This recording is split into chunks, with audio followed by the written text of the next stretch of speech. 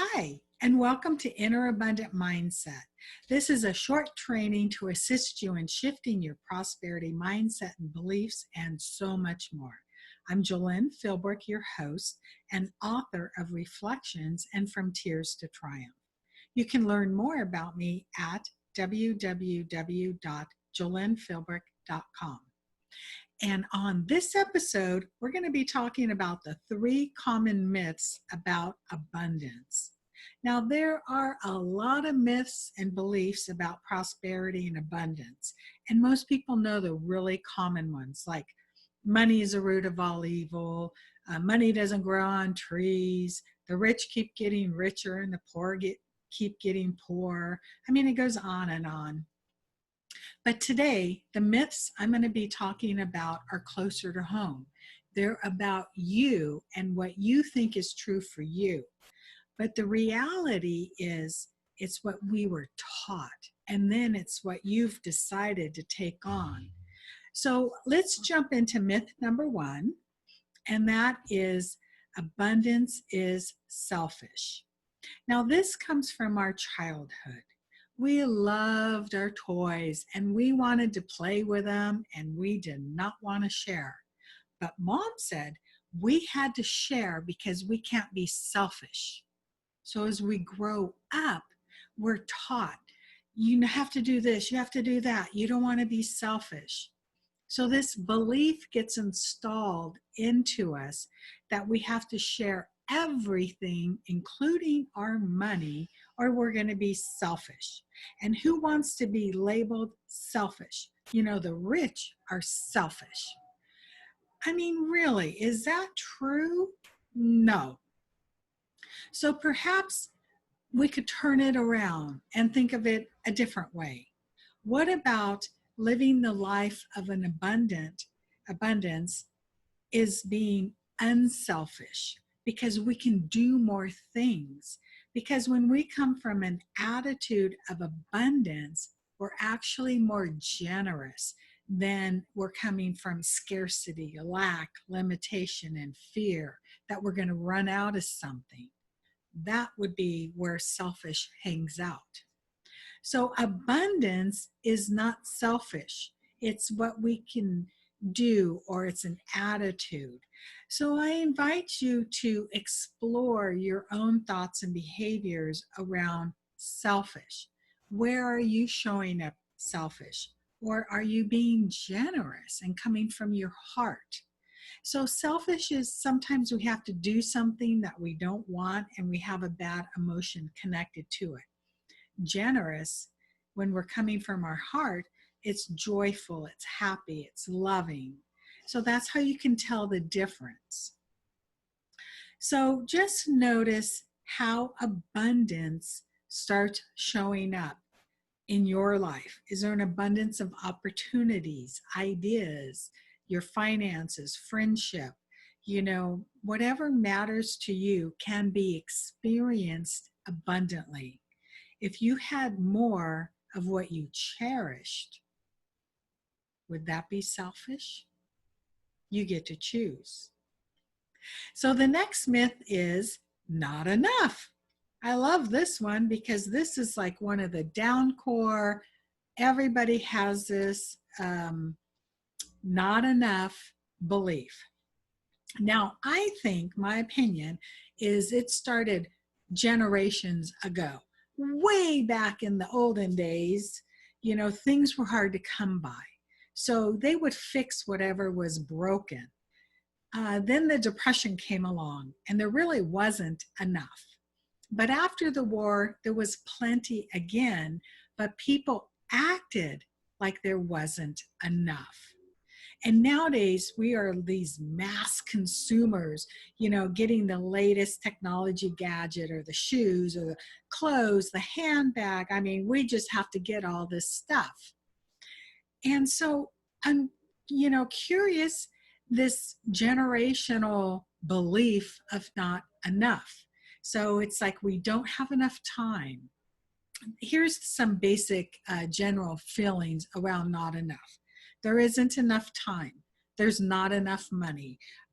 My health isn't good enough. It's like my relationship isn't good enough. It's like, pay attention to when you use this not enough or good enough, because these are really beliefs. And it's important to know, is this belief still serving you today? If you have this belief there's not enough time to do what you want to do and you're always rushing to get to this appointment on time, well, where else is this belief of not enough showing up in your life? And here's a good little way to recognize it and flip it around, change it. So when we slow down enough, we can notice and recognize the belief. And then we validate it and we listen to it. Because sometimes there's this message behind it. What does it have to tell you? And then you decide, is it still true for you today? And if it's not, let it go, release it, and then state what's true for you today.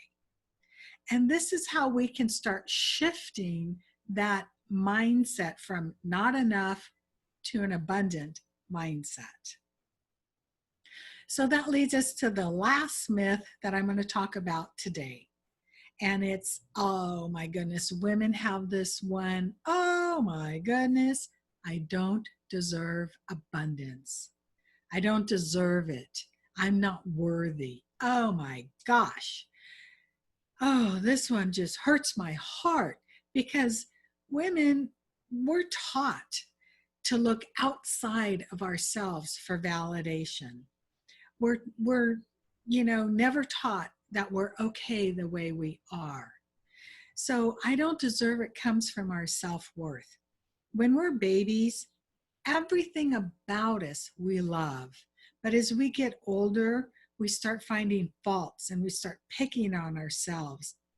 And then this leads to not feeling good about ourselves. And then when we don't feel good about ourselves, we have this attitude of, I don't deserve it.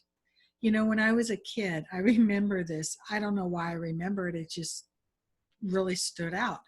My mom gained a few pounds and she needed some clothes because she's wearing, ratty old stuff, but she did not deserve nice new clothes because she gained weight. That I just kind of don't get. But anyhow, so there are other beliefs around deserving and stuff, but I have a question for you. Do you think others are more deserving of abundance than you? That thought makes you stop and think, because that thought says, oh, others are good enough, but I'm not. I'm not deserving of abundance. I don't feel like I can have it. So I really would like you to observe this not enough, I don't deserve it attitude, because where did it really come from? And does it serve you? So here's a little test I'm going to give you. And as I say these things, I just want you to notice if a feeling comes up in your body. Does your body tighten, shoulders, stomach? Do you get some kind of reaction? So if you get a reaction in your body, that means there's a little belief behind it. So the question is, think about not deserving, and do you not deserve to live in a nice home? And how's that feel in your body? And what about, you don't deserve to have a nice car? You don't deserve to be wealthy. You don't deserve to be in a loving relationship. You don't deserve to be happy. How does that make you feel? See, when we recognize these undeserving unworthiness, now we're able to shift it. And when we recognize it by the feelings in our body, then we can reframe it and say, hey, that's not true anymore. And the more that we can start sensing this unworthiness, flip it around, the more our goodness will start coming to us. So we have these beliefs that were put on us, for really good reasons when we're little. But nowadays, they're not true anymore because we don't need them. So the key is to slow down enough to practice listening and knowing our own beliefs. And we want to respect them because they're a part of us. So we listen to them and then we make the choice. Do I need it? No. Then set it free. Let it go because it no longer serves you. So this week, I invite you to listen to your beliefs and let go of the ones that no longer serve you. And if you're having a really hard time with a certain limiting belief, I would love to help you shift it from the inside out. Just shoot me an email and put mindset in the subject line, and we'll have a nice little conversation. And you can email me at jolene@jolenphilbrick.com. And I'll talk to you soon. Have a great day. Bye.